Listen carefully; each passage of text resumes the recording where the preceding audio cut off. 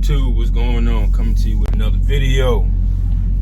Wanted to drop some information. You know, some of you guys asked, y'all be having some good questions.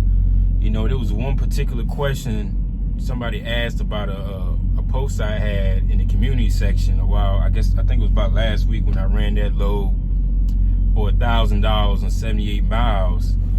And his question was, I probably added on the thumbnail. It's somewhere around the lines of, how do you determine how much to charge a broker to pretty much, you know, run those loads, or how did I come up with that number?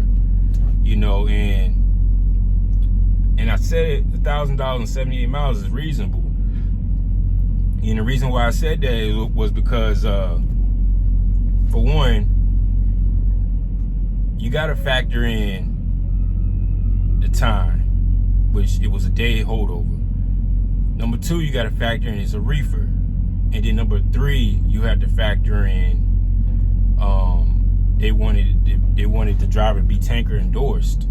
So you put all those things together, and you know, and you come up with this number. And the way I came up, I can do this. I've been doing this for a while now, so I can just generate numbers. But you gotta just think about it like this. The biggest expense, everybody says that the biggest expense is fuel. That's incorrect. Your biggest expense is your time. Time is everything.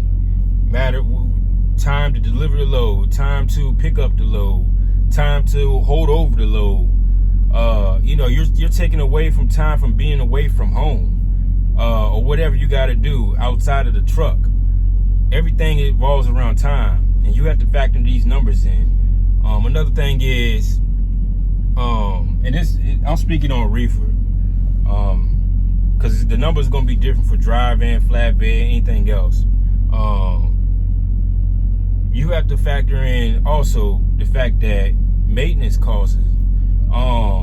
You don't know what's gonna happen out here. The other day I had to replace pretty much a whole trailer lights. Cost me almost $1,000. Well, it was $1,000.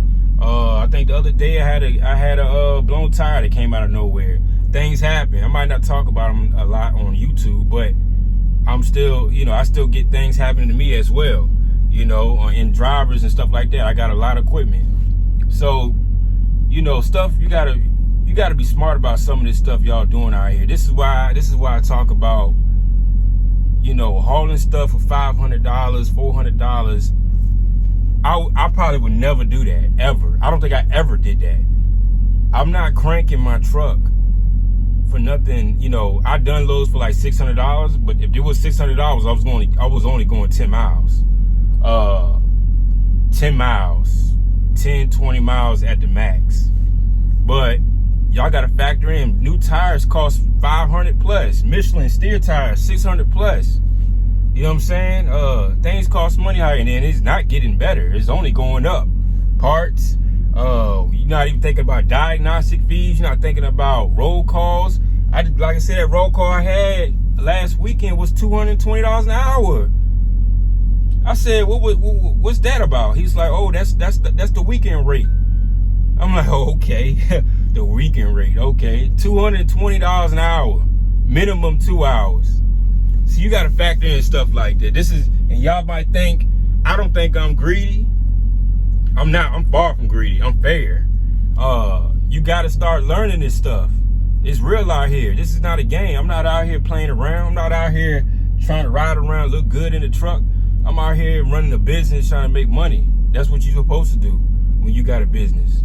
This is not a game to me.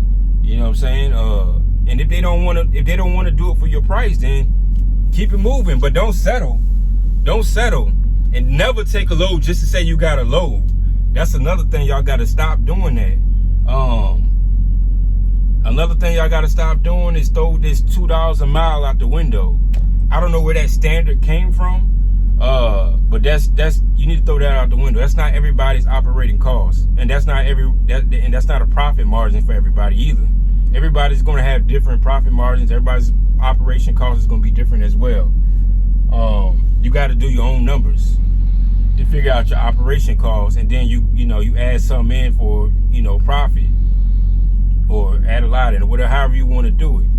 But I don't even look at that anymore. I'm at a point right now, and this comes from experience. This is why I say you guys need to start getting experience before you come out here and just winging it, and you think you're gonna make all this kind of money. You need to get experience. When I go, and this is, and for example, I think it was 2 weeks ago, which I should have like recorded that whole journey. But 2 weeks ago, I made, I think it was like $9,200 in 1 week, and I only stayed in Virginia. Hold that thought. I got a green light. We'll be right back. I'm back with it. But like I was saying, I did $9,200 in 1 week gross, and stayed in the state of Virginia. Now there was a couple little hiccups. I think 2 of the loads failed, but what I did was, there's certain situations where brokers like to play games. Okay, you get up there, they tell you to pick up the load, they're paying all this money. You get up there and it's games with the shipper, and shippers either saying, "Oh, you got the wrong, we don't have that load, or it's not available," or you're sitting at the place forever, don't got a door.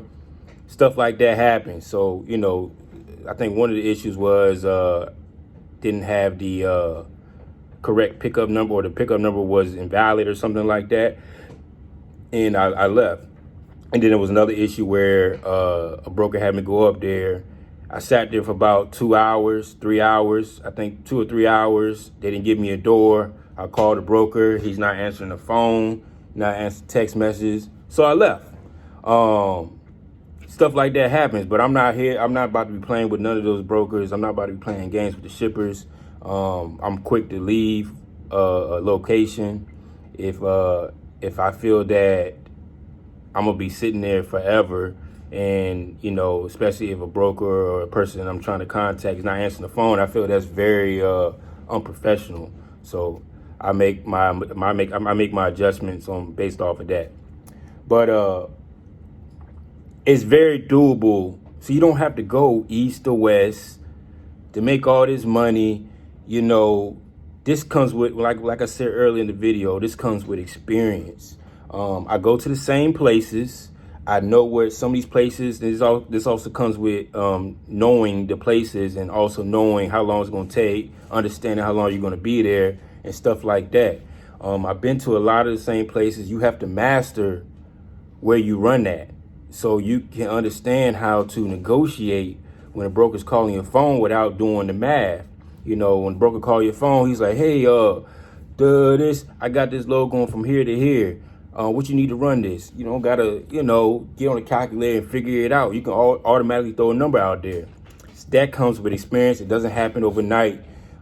That's why you gotta master where you run at.